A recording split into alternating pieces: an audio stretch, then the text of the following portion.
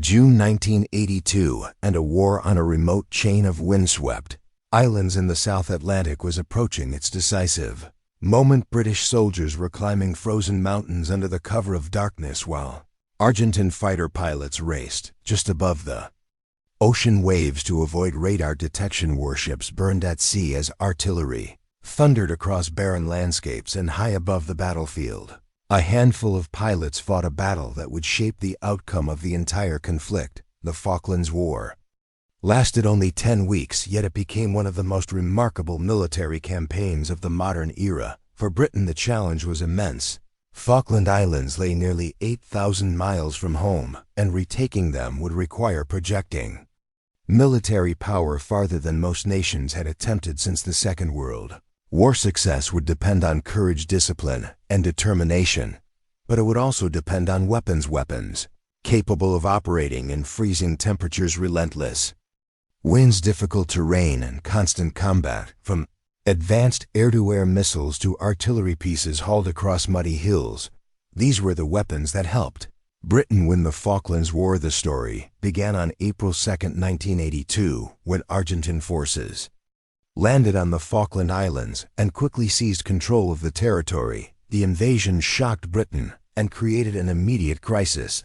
Islands were isolated and far from British shores, but abandoning them was not considered an option. A naval task force was assembled and dispatched across the South Atlantic with a single objective: to retake the Falklands. Yet before British troops could set foot on the islands, they first had to survive a dangerous journey through waters threatened by the Argentine Air Force. Argentina possessed modern combat aircraft, experienced pilots, and airbases located much closer to the battlefield than anything Britain could rely upon. Every British ship crossing the South Atlantic would be vulnerable to attack, and if enough vessels were sunk, the entire operation could collapse before the first landing ever took place. At the center of Britain's defense was an aircraft that many military observers had underestimated compared to many contemporary fighters. It was smaller, slower, and unconventional, operating from aircraft carriers thousands of miles from Britain. The sea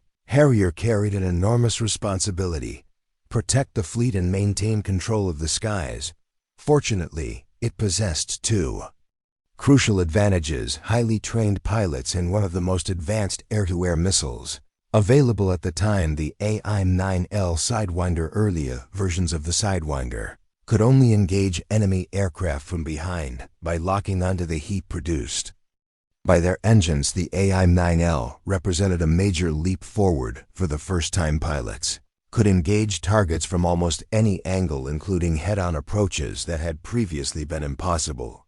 This capability transformed the air war. As Argentine aircraft approached British forces, Sea Harrier pilots began intercepting them long before they could complete their missions. Again and again, attacking aircraft found themselves under threat before reaching their targets. The results were dramatic. Sea Harrier squadrons achieved one of the most impressive combat records of the conflict. Argentine aircraft losses steadily increased while the British fighters continued protecting the fleet. Most remarkably, no Sea Harrier was lost in air-to-air combat. During the war, every successful interception reduced the pressure on the ships below and increased Britain's chances of reaching the islands intact.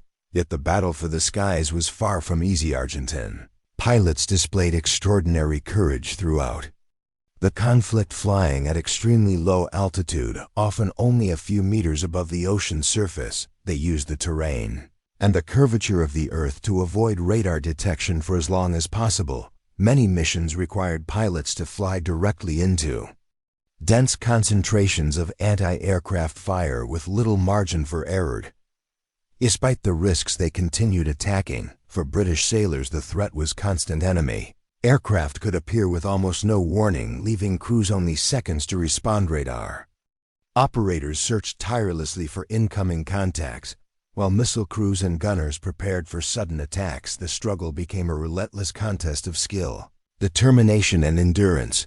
Both sides adapted quickly, and both sides fought with remarkable intensity. As the weeks passed, however, the balance slowly began to shift. British Control of the air improved while Argentine losses mounted. Most importantly, the fleet survived. Sea Harrier and the AIM-9L Sidewinder had achieved something absolutely essential. They had prevented Argentina from gaining air superiority over the battlefield. Without that success, every stage of the campaign that followed would have been placed in jeopardy. But controlling the skies was only the first step. The true test still lay ahead. British troops now had to land on hostile shores and establish a foothold on the islands. Themselves waiting for them was a narrow stretch of water that would soon become one of the most dangerous battlegrounds of the entire war, a place remembered by those who fought there as Bomb Alley.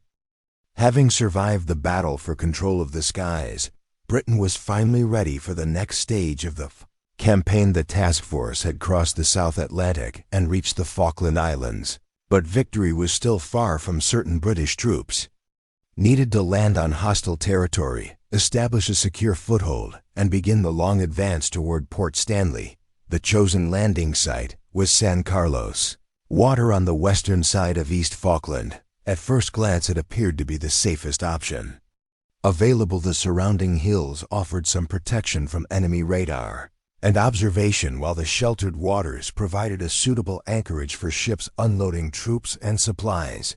Yet, those same narrow waters created a serious danger if Argentine aircraft managed to locate the landing force. There would be very little room for ships to maneuver or escape. On May 21, 1982, British forces began coming ashore. Within hours, Argentine pilots launched a determined response aircraft, swept toward San Carlos at extremely low altitude, using the rugged landscape to conceal their approach until the last possible moment for sailors aboard the British fleet. The attacks often seemed to come out of nowhere. One moment the sky was clear, and the next, enemy aircraft were racing through the valleys toward the anchorage. Air raid warnings became a constant part of daily life. Missile launchers turned toward incoming targets, while anti-aircraft guns filled the sky with shells and tracer fire. The sheltered waters of San Carlos quickly became one of the most dangerous locations in the entire war. Before long, British servicemen gave it a nickname that would become famous: Bomb Alley. This was where the survival of the beachhead would be decided. Among the weapons defending the landing force was the Rapier missile system. Positioned around key areas on shore, Rapier crews remained on constant alert, searching for aircraft attempting to strike the growing beachhead. Alongside them, soldiers carried the blowpipe missile system, which provided an additional layer of protection against low-flying attackers. Neither system was perfect, and the conditions of the battlefield often made air defense extremely difficult. Argentine pilots demonstrated remarkable courage throughout the campaign. Many flew directly into concentrated anti-aircraft fire, knowing the risks involved there. Attacks damaged several British ships and inflicted painful losses on the task force. Yet despite the destruction, they could not stop the landings. That was the crucial point. While aircraft attacked overhead, British troops continued moving ashore. Supplies continued to arrive: food, ammunition, fuel, medical equipment, communications gear, and artillery pieces all began flowing inland every day. That San Carlos remained operational strengthened Britain's position on the islands. The beachhead expanded, and more troops joined the advance. Gradually, the opportunity to drive the British back into the sea slipped away. By surviving the attacks at San Carlos, Britain had secured something essential: a foothold on the Falklands. Campaign would now shift away from ships and aircraft and toward the rugged interior of East Falkland, where the final battles would be fought. What awaited British soldiers was some of the harshest terrain encountered in modern warfare. Open ground stretched across the islands, interrupted by rocky ridges, steep hills, and deep peat bogs that slowed movement and drained energy. Strong winds swept constantly across the landscape, while freezing temperatures tested both men and equipment. Every mile toward Port Stanley demanded determination and endurance. British commanders chose to conduct many of their major attacks under cover of darkness. Night operations reduced the risk of enemy observation and allowed assault forces to move closer to defensive positions. Before being detected, success depended on disciplined troops and weapons that could perform reliably under some of the worst conditions imaginable. One of the most important weapons carried by British infantry was the L1A1 self-loading rifle, while Argentine troops often possessed rifles capable of fully automatic fire.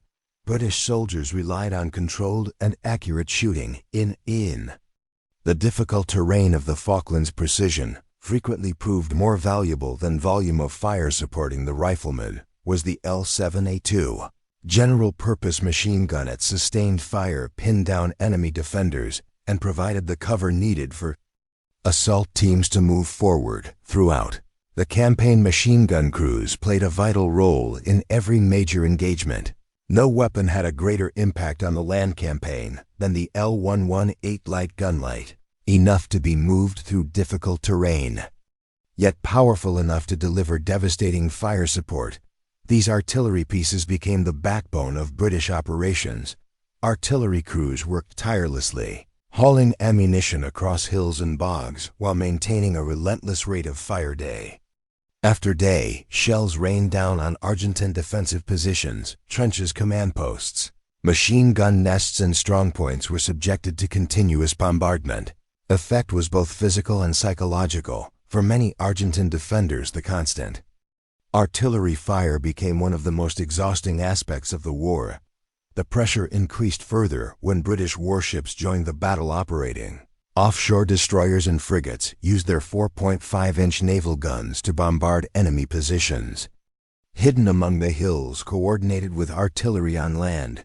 These attacks created a powerful combination that steadily weakened Argentine defenses. As British forces closed in on Port Stanley, another valuable asset contributed to the advance: the Scorpion and Scimitar armored reconnaissance vehicles. Their mobility and firepower provided support during difficult operations, while their night vision equipment helped identify enemy positions concealed in darkness. By early June, the decisive battles had begun. The hills surrounding Port Stanley formed a defensive ring protecting the capital, and each position would have to be captured before the war could end. British troops fought their way across Mount Longdon, Two Sisters, Mount Harrier, Wireless Ridge, and finally Mount Tumbledown. These battles were fierce and often fought at close range. Soldiers advanced through darkness under artillery fire against well-prepared defensive positions.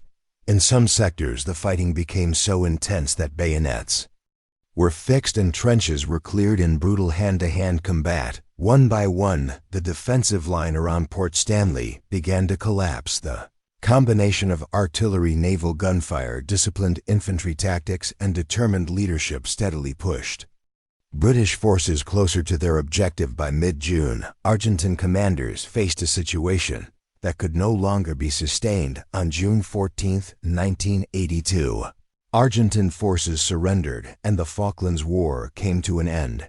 After 10 weeks of fighting, Britain had retaken the islands. Looking back, it is tempting to search for a single weapon that won the war, but the reality is far more complex. Victory came from the combination of technology, training, logistics, leadership, and determination. The Sea Harrier protected the fleet and secured the skies. The AIM-9L Sidewinder gave British pilots a decisive advantage in air combat. Rapier missile batteries helped defend the beachhead during the critical days at San Carlos. The L118 light gun shattered defensive positions across the islands, while machine guns, rifles, naval guns, and armored vehicles supported the final advance toward Port Stanley. Together, these weapons allowed Britain to carry out one of the most remarkable expeditionary military campaigns of the modern era. More than 4 decades later, the Falklands War remains a powerful reminder that weapons alone do not decide the outcome of conflicts. Victory belongs to the forces capable of combining technology, training, leadership, and determination. When the decisive moment arrives, and perhaps the most intriguing question remains, whether the outcome would have been different if even one of these critical weapons had failed when it was needed most.